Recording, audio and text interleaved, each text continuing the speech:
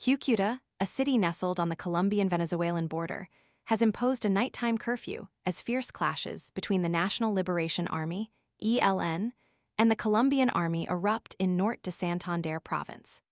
Residents, bracing for further violence, describe a situation reminiscent of the brutal cartel wars of the 1990s, a period of intense bloodshed that left an indelible mark on the region's collective memory. The current unrest, a stark reminder of Colombia's persistent struggle with armed conflict, underscores the fragility of peace in a nation grappling with a complex legacy of violence. The escalation began in mid-January in the volatile Catatumbo region, a historically turbulent area known for its coca cultivation and the presence of various armed groups.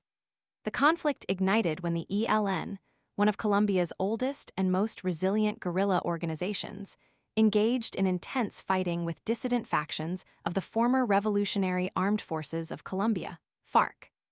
The FARC, once a powerful and internationally recognized rebel group, officially demobilized in 2016 under a controversial peace agreement with the Colombian government. However, numerous dissident groups, rejecting the peace accord or seeking to exploit the power vacuum left by the FARC's demobilization, continue to operate, fueling ongoing instability and conflict. The clashes between the ELN and these FARC dissidents have resulted in a devastating humanitarian crisis.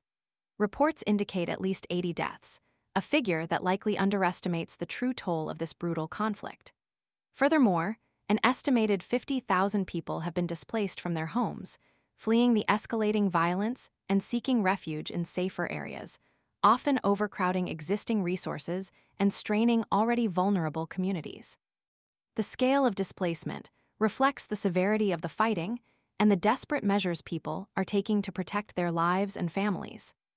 The unfolding crisis has prompted President Gustavo Petro to declare a state of emergency in Norte de Santander, a drastic measure aimed at controlling the situation and deploying additional security forces to quell the violence.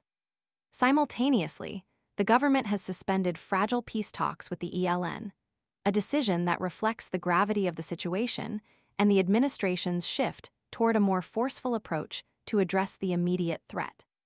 The suspension of peace negotiations, however, raises concerns about the long-term prospects for resolving the conflict peacefully and underscores the complex challenges facing the Colombian government in its efforts to achieve lasting peace and stability.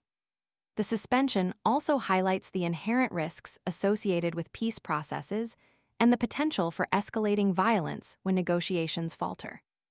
The future remains uncertain, and the residents of Norte de Santander, caught in the crossfire, anxiously await a resolution to the crisis that has shattered their lives and brought back the haunting specter of past conflicts. The international community is watching closely, keenly aware of the potential for further regional instability and the urgent need for a comprehensive and lasting solution to address the root causes of this protracted conflict.